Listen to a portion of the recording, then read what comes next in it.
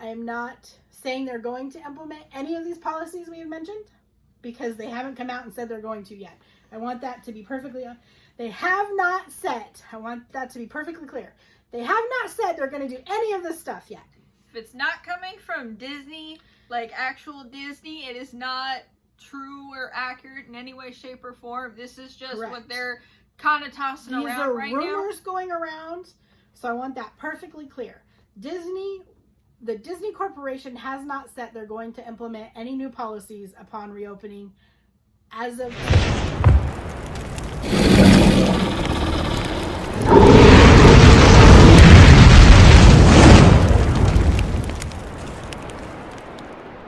I'm Melissa. I'm Jillian. And I'm David. And welcome to this week's video for Disabled Disney.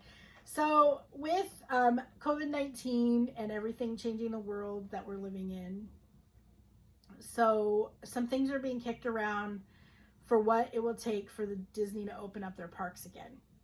And a lot of the speculation is based on things they were doing at Disneyland Paris before they closed, like not having face characters out, so only characters that are in a costume.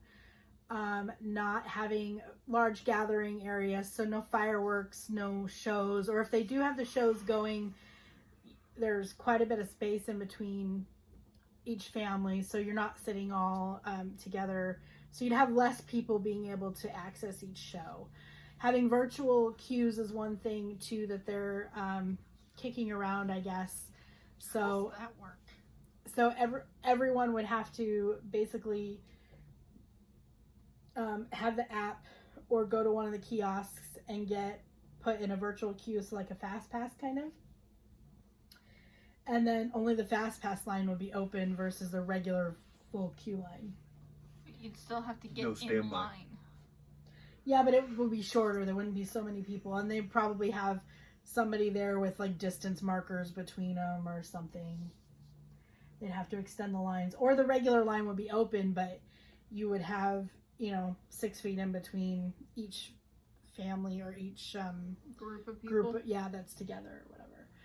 Another thing that everyone is tossing around that they might be considering doing, and I've seen several articles mention where Bob Iger has even said himself that they might start doing temperature checks.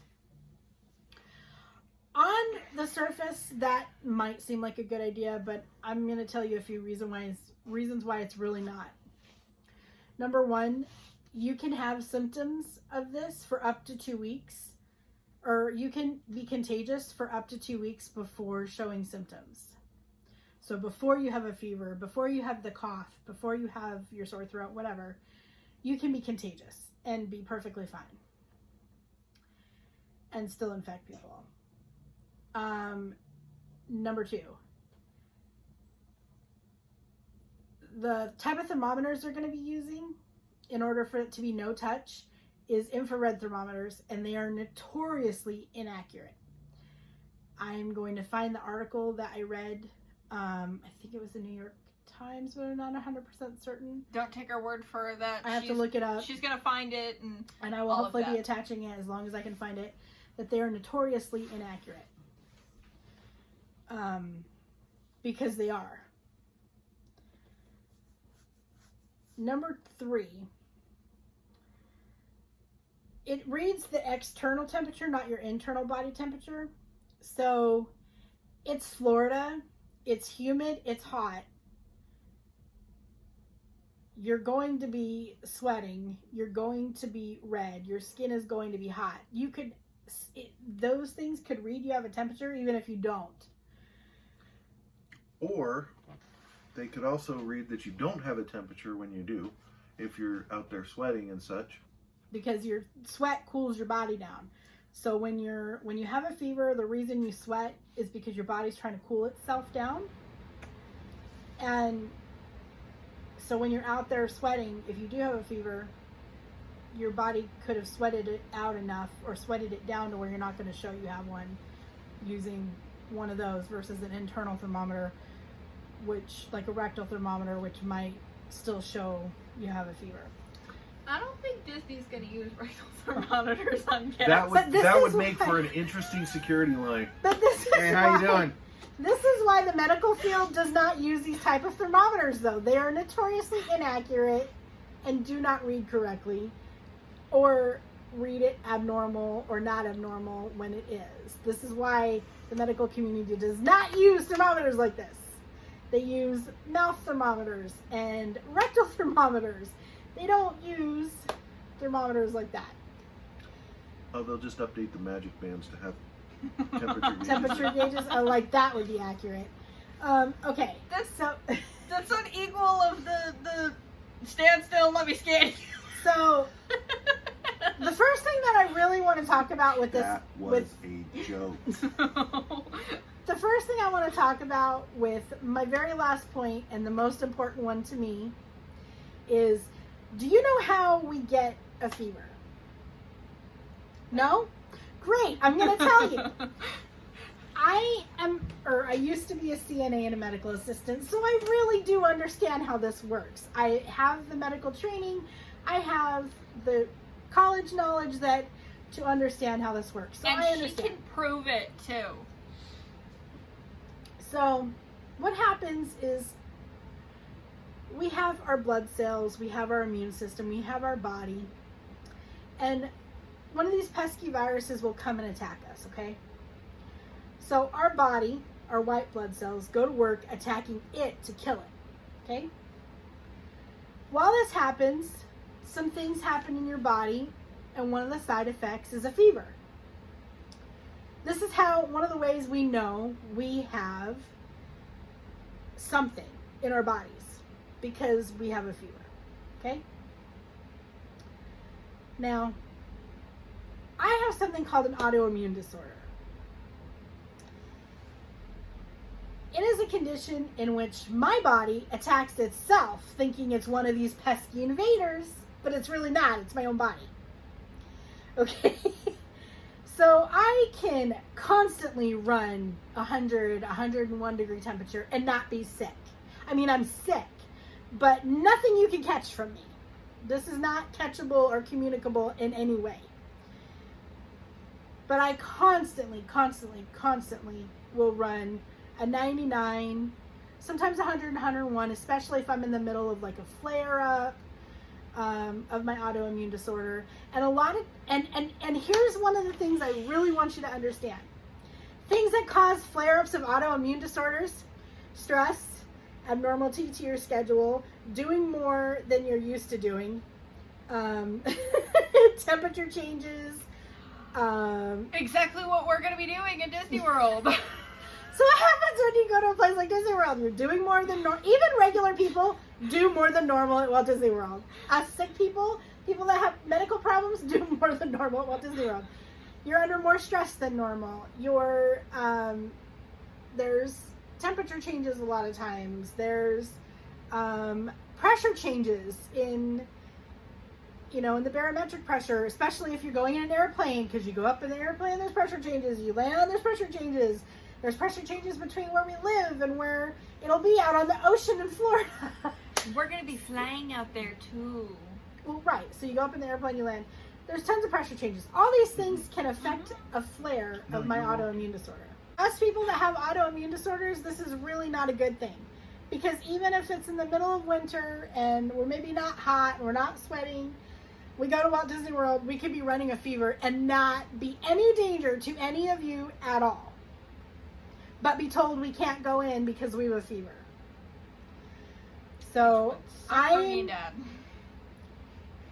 if they do institute this policy, it is discriminatory against people with autoimmune disorders. Because we cannot control the fact that we have a fever. Not cool, Disney. We not can't. Cool. And it's not just Disney, it's everywhere. Apparently, this is working for China, and they're getting people out that are sick, because everyone that goes anywhere has to have their temperature checked. Okay? Number one, we are not China, so we shouldn't have to do things just like China does them. Number two, this is very discriminatory against people like me that have an autoimmune disorder, and that can have flares and will have flares, and I'm not spending thousands and thousands of dollars to go to Walt Disney World just to be told I can't go in because I have a temperature. So Disney needs to think long and hard about the fact that if they do this, it is discrimination against us and those of us who are disabled and have an autoimmune disorder. And those are just my 2 cents on implementing it. I have tweeted them about this being discriminatory, and I've emailed them about this being discriminatory. So my suggestion for you, if you have an autoimmune disorder and you're concerned about these type of policies, tweet them, email them, contact the Disney Corporation, let them know that this is not acceptable for us, because it will not work for us. And if people with autoimmune disorders aren't allowed in the park, their families aren't going to want to go in. And a lot of us go. A lot of us people who are disabled like to go to Disney because it's an escape from our reality. We get to have fun. We get to be the same thing regular, able-bodied people get to do. It's an escape. We get to go. We get to have fun. We get to enjoy our family for a while. We get out of our world and out of our problems, although some of my problems get amplified going, but I just ignore all that stuff for the fact that I get to go, we get to be out of our home and out of our world and into this world of fantasy where everything is possible and everything is wonderful, and I can just be. I don't have to be disabled me, She can be mom. I don't have to be who I am at home. I get to be this person who gets to fly with Peter Pan and ride with pirates and go on the wildest ride in the wilderness, yeah. And I get to do all that stuff. I don't have to be this person who's in pain, who I'm sorry.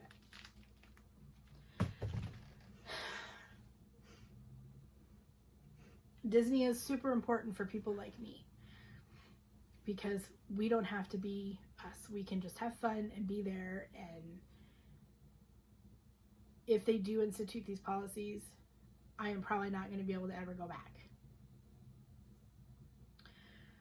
So, with that being said, anything else we need to add? Nope. If you've been around for a while, thank you. We really appreciate it. Give us a like. Give us a comment. Let us know what you think. If If you're new, hit that subscribe and bell icon to be notified when we upload or go live. And if you're new, welcome to the crew. have a magical day. Bye, guys. Make sure you hit that subscribe and the bell icon to be notified when we upload a new video or go live. You can become a patron on our Patreon page and support Disabled Disney. Thank you so much for watching. We really appreciate all the likes, comments, and subscribes. And if you haven't yet, give us a like, give us a comment, and thank you again. Click on the video in your right-hand corner to see more from Disabled Disney.